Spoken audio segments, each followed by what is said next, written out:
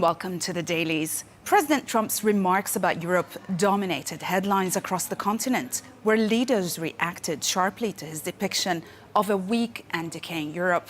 His newly released national security strategy added to the backlash, triggering a global ripple effect as European officials and leaders condemned its hardline stance on migration and its shift away from traditional alliances.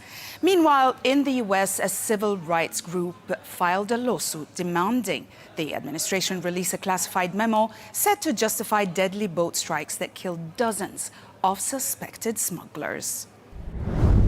In an exclusive interview with President Trump, Politico captures the president's most aggressive attack yet on European leaders, whom he calls weak and unable to control migration or even manage the Ukraine war.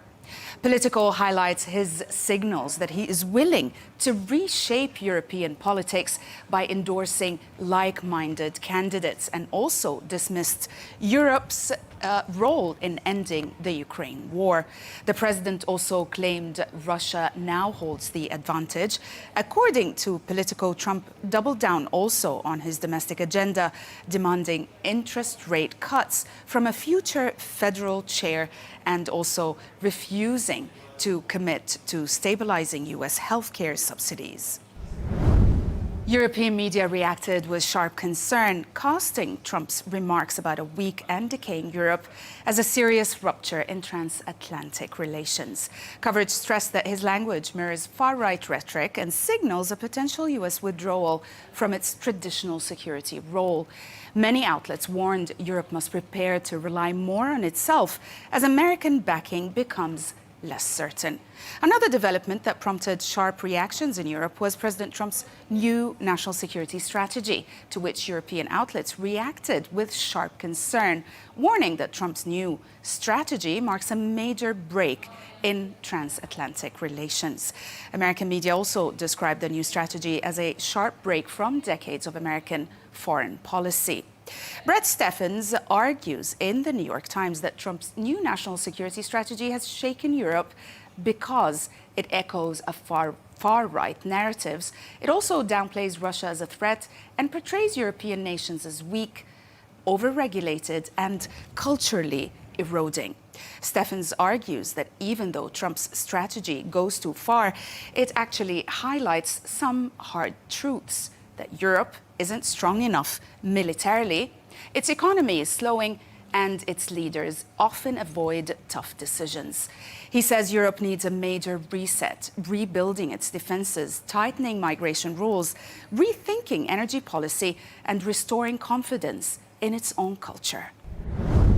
Daniel Finkelstein's commentary in The Times warns that Trump's new national security strategy marks a decisive break with 80 years of US-led liberal order.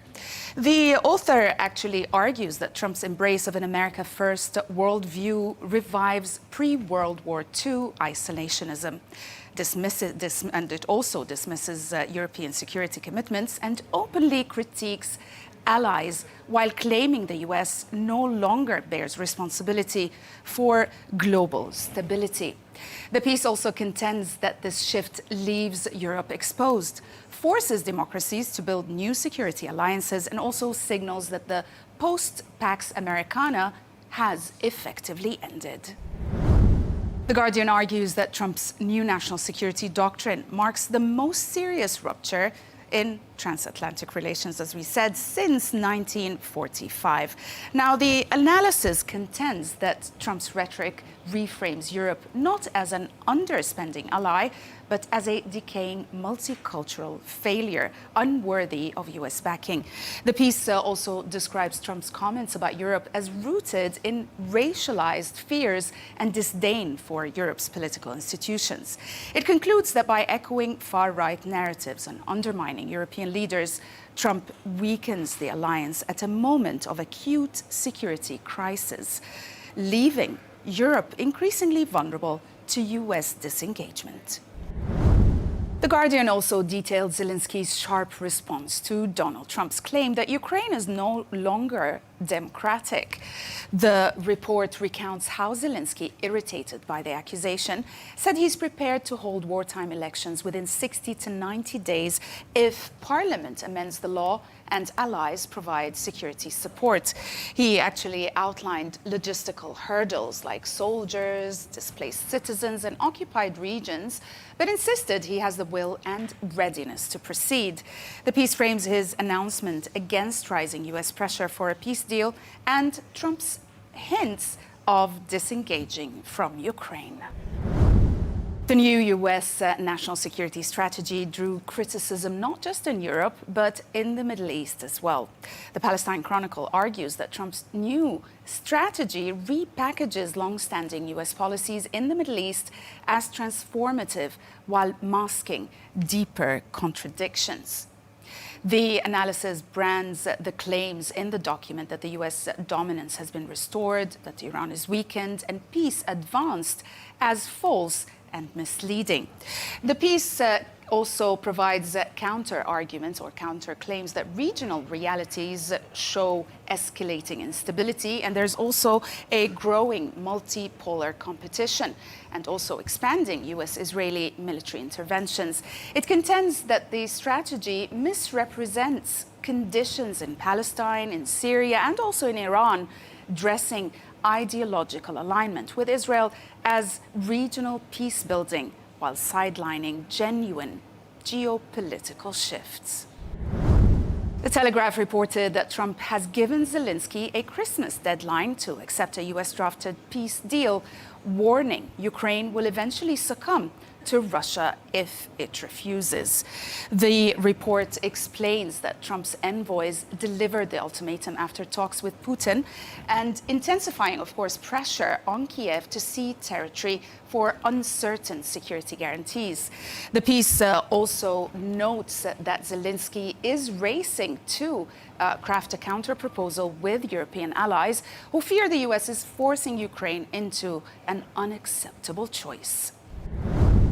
In the US, the Washington Post reported that civil rights groups have filed a suit demanding the Trump administration release a classified memo said to justify deadly boat strikes that killed dozens of suspected smugglers.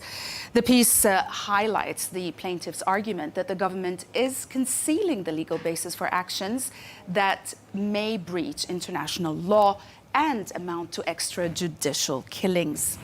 It concludes also that by forcing disclosure, the plaintiffs seek to challenge the administration's authority and expose whether the strikes were legally defensible, making the memo a central test of transparency and executive power.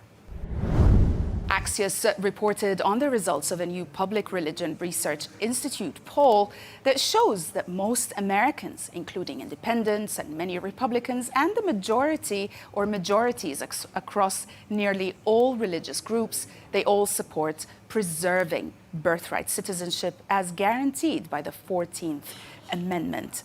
Now, according to Axios, the poll finds broad resistance to Trump's intensified migration crackdown, with approval of his immigration handling falling sharply since March. The poll also shows that while white evangelicals remain his strongest backers, most other faith groups now oppose his approach and express declining confidence in ICE. The report concludes that the data suggests Trump's policies energize his base but alienate the wider electorate. The Paramount Netflix battle for Warner Brothers remained in focus internationally. The Economist examined the battle, framing it as a turning point for Hollywood. Now, the analysis explains that Paramount wants Warner to gain scale, revive cinema, and rebuild a traditional studio powerhouse, while Netflix, already dominant in streaming, seeks Warner's premium intellectual property to fuel engagement and compete with YouTube in the broader attention economy. The piece argues that Warner's shareholders now face a stark choice between restoring old Hollywood or accelerating its algorithm-driven future. To the Middle East, as Israel Hayom reveals that a U.S. brokered Israel-Syria security agreement finalized in writing and prepared for signing at the UN General Assembly collapsed when Prime Minister Netanyahu refused to sign at the last moment. Now, the report highlights Syrian officials' hope that Trump will pressure Israel to curb escalating military activity, noting over 1,000 Israeli strikes and expanding Israeli control in southern Syria. The piece also portrays Netanyahu's reversal as a major missed diplomatic breakthrough amid rising regional tensions, though the Prime Minister's office denies any near deal existed. And we'll end with a Sharq al-Awsat, which published a feature examining Syria's radically altered military map 1 year after al-Assad's regime. The report shows Iran and Hezbollah's complete withdrawal, major Syrian defense forces losses west of Euphrates, and also the emergence of new actors such as Swaida's National Guard, who are backed by Israel. With the Syrian government now controlling nearly 70% of the territory, the study concludes that future shifts will come through political pressure, not renewed large-scale warfare. That's it for today. Thanks for watching the Dailies, only on Al Arabiya English.